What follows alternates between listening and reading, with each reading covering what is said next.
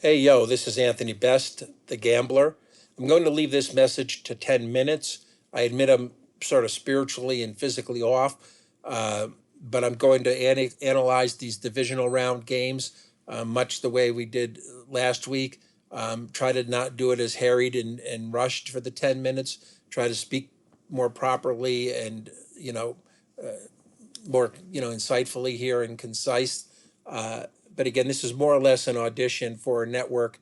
I've been speaking to and interviewed with Fox Bet this year, who has a handicapper who I have followed, for 20 years, and he's one of the most erroneous there is, inaccurate with regards to the way he even thinks at a game and doesn't even really look like a handicapper. This guy, Chris Falica, but we followed him to try to go against what he plays because he'll influence the public and he thinks like the public.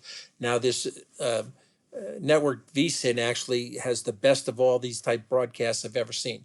Although they're not, they could be more accurate, and in a way, I'm trying to audition for them just to get a spot on air, not to promote anything, not even to be a salaried employee, just to share the knowledge with the public, because I've been doing this over 50 years, and nobody looks at the game quite the way we do or I do, and certainly nobody's, I don't think, is accurate.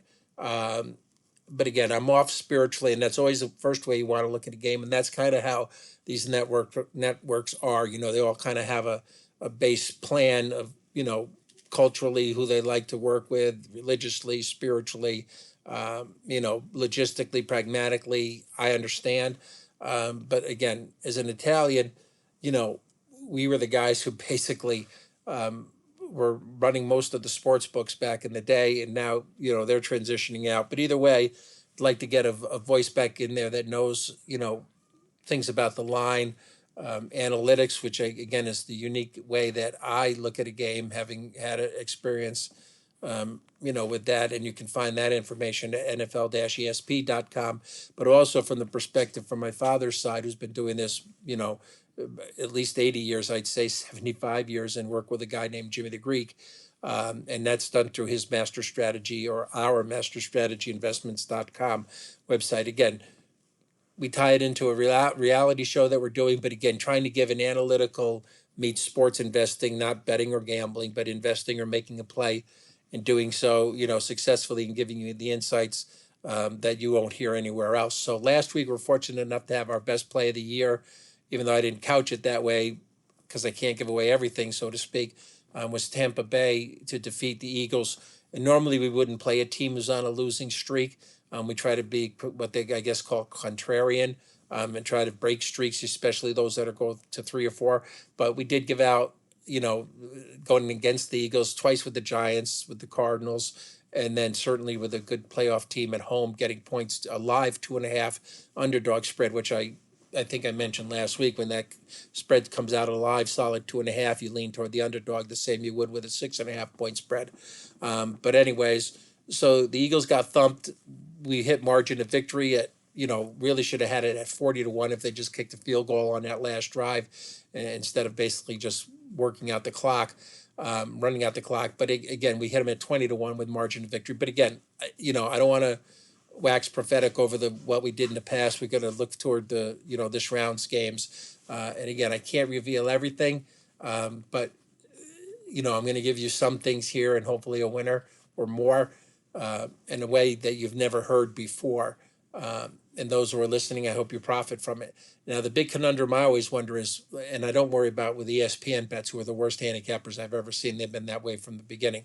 But now that they have their own sports books, and I don't ever expect to work for ESPN for a lot of reasons. But you have to wonder, the people they put on air, do they really want them giving out winners because they can actually break the book, and the book's not going to profit? Fox Bet, who I interviewed with, they don't have that problem because they don't have a sports book anymore. However, their handicapper, this guy Chris Falica, is terrible. We've been following him for 20 years just to go against who he plays. I interviewed with Fox Bet, but they're changing their hiring practices a little bit, and went with this guy who doesn't even look like a handicapper. But all that aside, I'm not trying to say I'm bitter or jealous. I mean, I'm glad the guy's got the gig, but that's the oldest script in the book these days. First, it's, sports books are really, I'm sorry, handicapping services or handicappers, prognosticators are really running a Ponzi scheme because they just lose the money that they're supposed to invest and just get, just new subscribers or whatever it is. And then the next script is just put these guys on air where their salaries are much more than the money that they're investing or, I'll say the B and G word, betting or gambling on a game. But so be it. So again, the way you're supposed to really look at the game and or handicapping and the way I look at it, thank God, is different than everybody else. So I say God. So again, I'm not on 100% spiritually, so I won't get into that. But how God knows all the winners, and that's usually, or it's always the first way you want to look at a game. But the second way, if you want to even call it spiritually, is really just have to kind of think of who the bookmaker wants. Okay, they're in it to win it. They don't, they have a science of breaking down the game, with a point spread, which is a biased. First, I can't get into all this again. It's a statistic. Then it becomes an index as to what the media misleads the public into playing.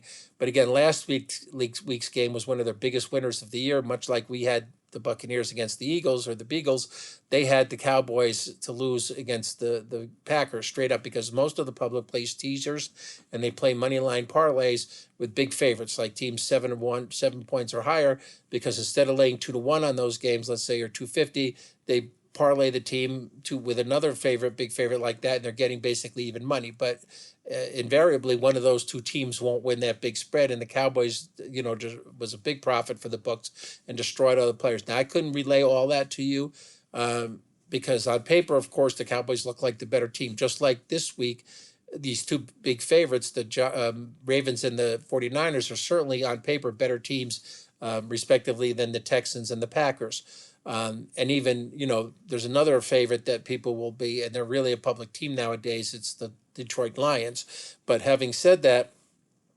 again, just keeping this to 10 minutes, that's one way you have to look at the games. And then you have to look at the fact that there's 13 playoff games, and how many of those will be winning underdogs, covering straight up, and those covering against the spread. Typically, the number I'll throw out is about 5 and 8. So you have to put that paradigm and that template over all of these games. And last week, the underdogs hit probably at a clip they would normally hit at in 6 games. So this week, you can't have really 4 favorites. Now, if you're a professional like myself, God bless, you really never play favorites. I play favorites maybe 5% of the time, or 1 in 20 games, and that's usually a favorite who's either giving 1 or giving 3 points. Now, that game that breaks down that way is the Bills Chiefs game, which is the toughest game to me and the closest on paper. The other ones are not close on paper at all. Clearly, the Ravens are the best team in the NFL. The Niners are overrated, but I can definitely see them being 9 points against the Packers. And the Lions are definitely on paper better than Tampa.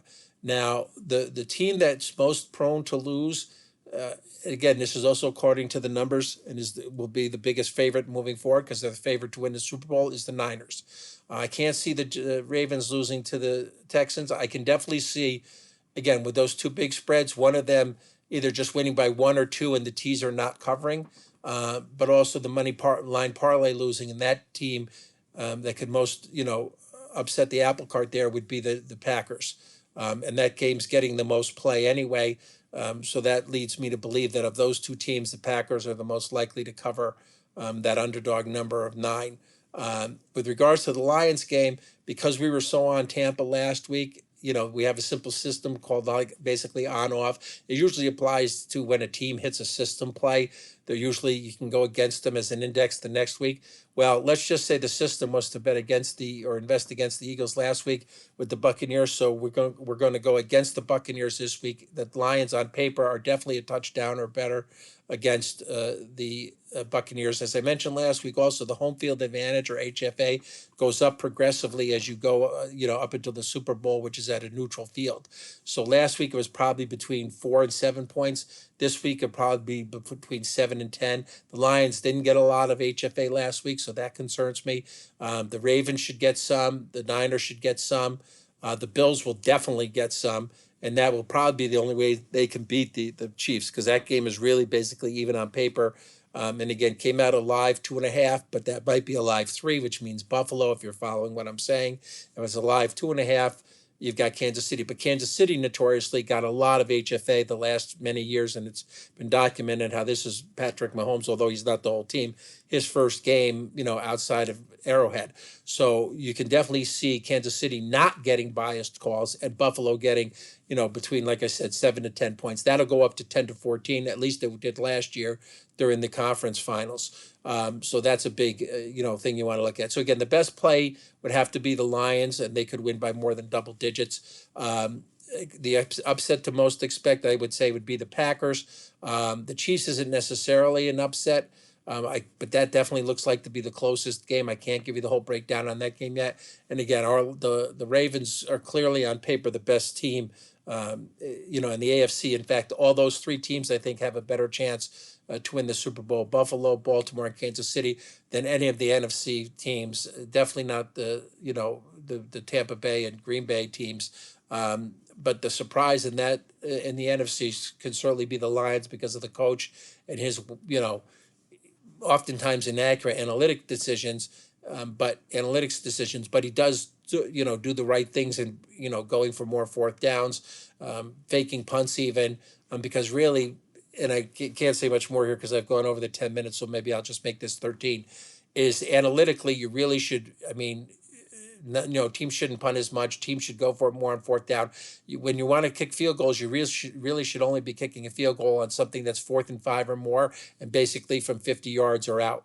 Okay, but again, he's on to something. He's not on to something. I mean, analytics has been around for at least since Moneyball, but we were doing this prophetically 20 years before Moneyball.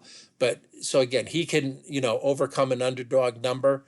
Because again, that's how you have to analyze and strategize a game with regards to key points. And again, this applies to the wagering, which is turnovers, fourth down conversions, quarterback play on third down, home field advantage, total yardage, and coaching strategy decisions. Just put it categorically to those 5 things. But again, so having said that, this week, and I'll broach on the totals here really, really quick. Again, really, the first thing you want to do is always think underdogs and under.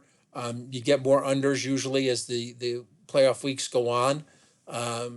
Teams are more closely matched. The defenses, that's what wins championships for 2 reasons. I can't tell you those reasons right now. I know them. I just can't share them. I shared them with some head coaches at the owners' meetings, and the head coaches that didn't listen, they lost. The head coaches that gave me an ear, they won this season. Now, all that aside, again, you always want to be prayerful about what God tells you is going to be the over-under. I know that people don't want to hear that, but that's the God's honest truth. No pun intended. Secondly, who the books want. Typically, they want unders because the public plays overs. 3, just look at the index, watch the number, watch which way it goes an hour before the game. Are people playing over under? Usually better teams. You got 2 good teams playing each other, that's going to be a low game.